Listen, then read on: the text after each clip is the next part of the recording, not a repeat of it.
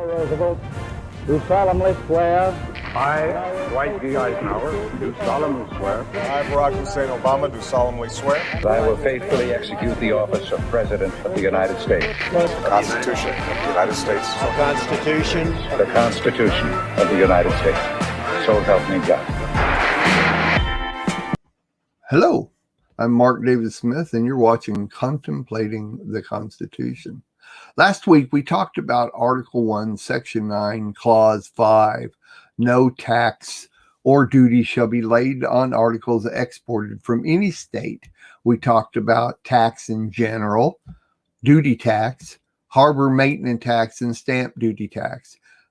This week, we will talk about Article 1, Section 9, Clause 6, which states, no preference shall be given to any regulation of commerce or revenue to the ports of one state over those of another, nor shall vessels bound to or from one state be obliged to enter, clear, or pay duties in another.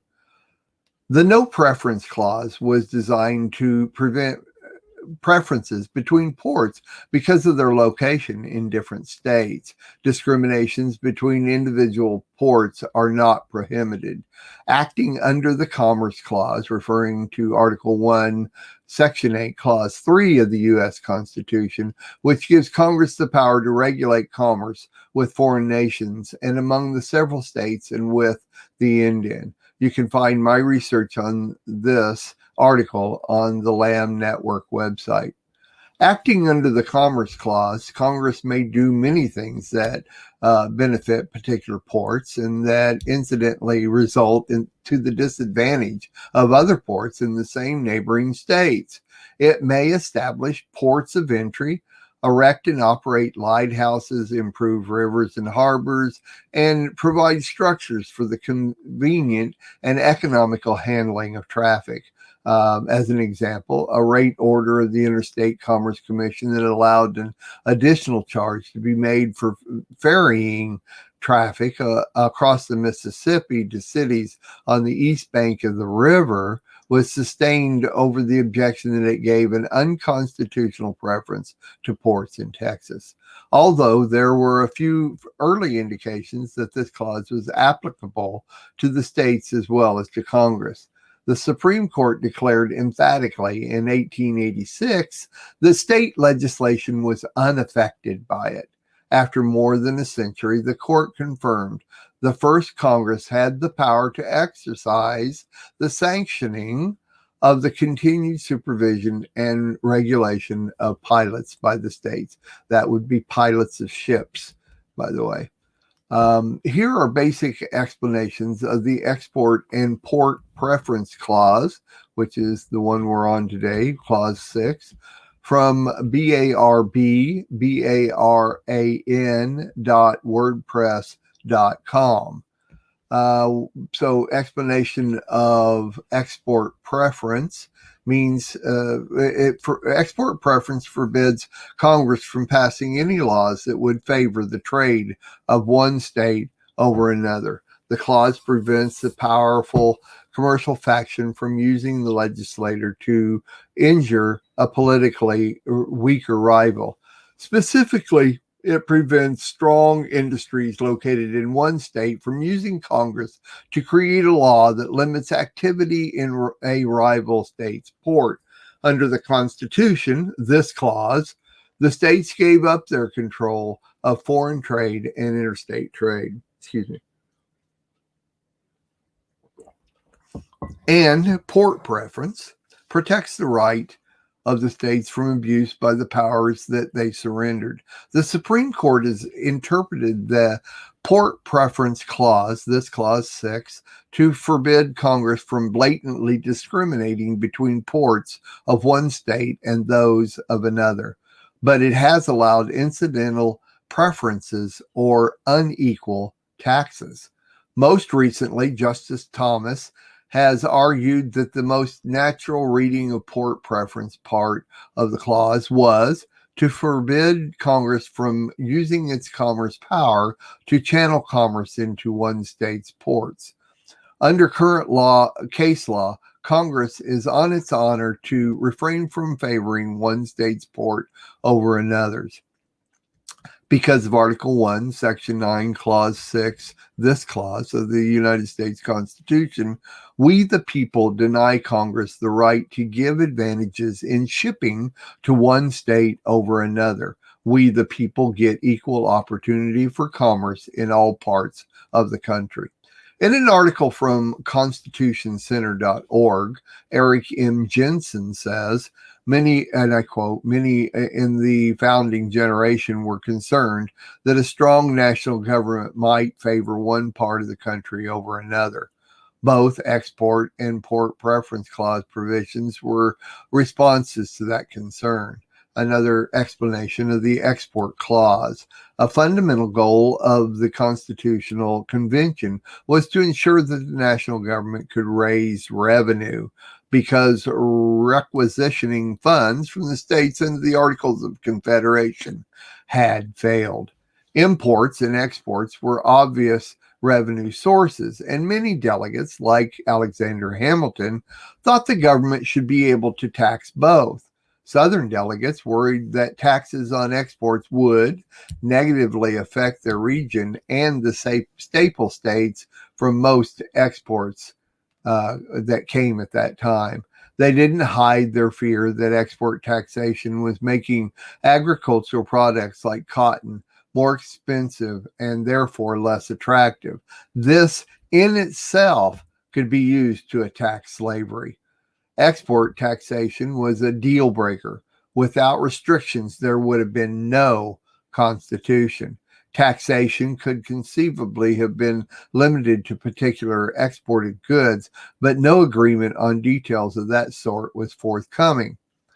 At last attempt to permit taxation of exports failed to receive Southern support.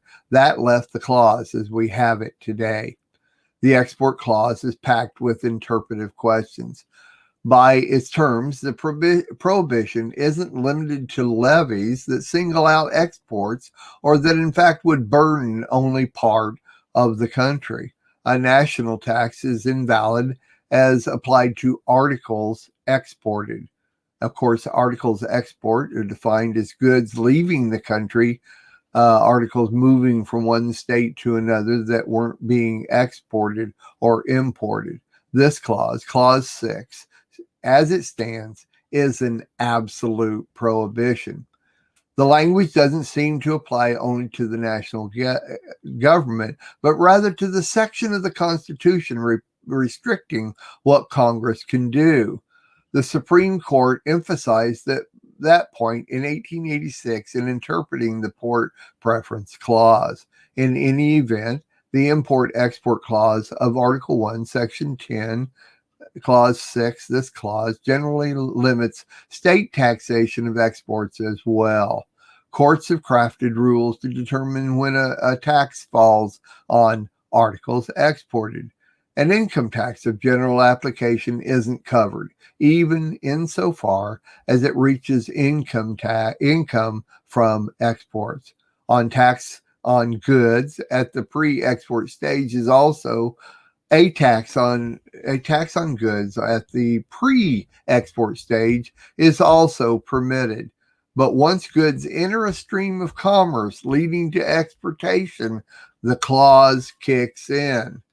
A tax on windfall profits from mineral extraction would be permissible, even though some extracted minerals might ultimately be exported. Once headed for export, however, minerals couldn't be taxed. Stating these rules is easier than applying them, and the few judicial decisions interpreting the clause aren't models of clarity. The clause may be fuzzy, but it's not a dead letter. In any event, focusing on case law can give a misleading impression of a provision's significance. The most important effect of the export clause should be to deter Congress from enacting potentially problematic levies. Once again, the Port Preference Clause was intended to constrain the national government's ability to favor ports in some states over ports in others. to the commercial benefit of the former. It wasn't a North versus South thing. That potential benefit was was most likely if the relevant states were neighbors like Virginia and Maryland and their ports competitors. Remember, this clause concerns the using of ports from one state to another. In other words, if there is a business in North Carolina using South Carolina ports to get there was just not acceptable. So that's what they're talking about here, is regulating which ports are used. So to go on once again, that potential benefit was most likely if the relevant states were neighbors like Virginia and Maryland and their ports competitors, like I was just saying, North Carolina or South Carolina. An example of particular concern was raised in late August by the Maryland delegation. As Luther Martin explained, and I quote, "Without such a provision, it would have been in the power of the general government to have compelled all ships sailing into or out of the Chesapeake to clear and enter at Norfolk or some port in Virginia, a regulation which would be extremely injurious to Maryland's commerce," unquote. Martin admitted it might be in the national interest to prefer Norfolk to make collecting import duties easier, but his delegation wanted to protect its parochial interests. Maryland got its way up to a point, but Martin, who became an anti-federalist, by the way, came to believe the clause didn't do enough to protect his state's prerogatives. Congress might satisfy the clause's literal requirements by limiting Maryland to one port as an inhospitable point on the Potomac, effectively requiring Baltimore shipping to stop in Virginia. Oh my! It's commerce, it's manufacturing, and the wars thereof. To go on, whether Martin was right in his interpretation isn't obvious, and it may not matter. Even without the clause, it's hard to imagine Congress considering legislation like his hypothetical today. Such a proposal might have been a non-starter in 1789. Congress can do many things that benefit particular states, but about which Clause 6 is silent. For example, sitting military bases have enormous economic consequences, but no provision requires uniform distribution of such facilities. Furthermore, courts have held that, consistent with Clause 6, this clause, Congress can incidentally benefit ports in one state but not in others by funding the infrastructure like bridges and lighthouses. So interpreted, the clause seems to have little effect today. That's particularly so if the term port is limited to its 18th century maritime meaning, not including the transportation hubs like airports. So even though the Constitution written when all of this was happening and they were setting up the states, the actual wording and the terms used are now a little bit different and have to be clarified. So there you have my research on Article 1, Section 9, Clause 6. My general understanding of this clause can be summed up with what Nelson Lund, a university professor of George Mason University School of Law, says, and I quote, "Congress is only on its honor to comply with the spirit of the clause by refraining from politically motivated favoritism that distorts the national economic competition among American ports." Now, in my general summary of all of this has to do with, literally has to do with commerce on the ports, whether either side. Of course, this was only on the eastern side of the United States when all this was put together, but it literally has to do with if a business was set up, and I'm in North Carolina, and I think in North and South Carolina. If the business was, say, for instance, in North Carolina, but one of the ports in North Carolina closest to the business was not able to bring in a ship, say, of a certain size to that port, and then that ship would have to go to South Carolina to unload its cargo. At that point, we're talking about taxes and duties, and whichever port it comes into, not only the federal tax and duties apply, but also state tax and duties. Even though the business owning the goods was in another state, then you had to pay the taxes of wherever you brought them in at. Now, at that time, it was rough. They were just developing these ports and putting all of this together. So they created Article 1, Section 9, Clause 6, which we're on today, to cover what was happening at that time. Once again, as I stated, this clause, though still in effect and still applicable for today, is not as black and white as it was back in the 1800s and 1700s when it was created.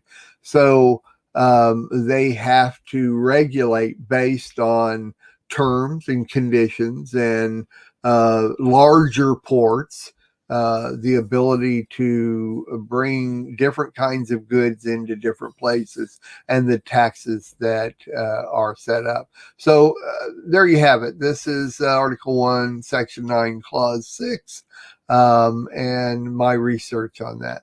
Next week, I give you my research on Article 1, Section 9, Clause 7, which states no money shall be drawn from the Treasury, but in consequence of appropriations made by law, and a regular statement and account of receipts and expenditures of all public money shall be published from time to time.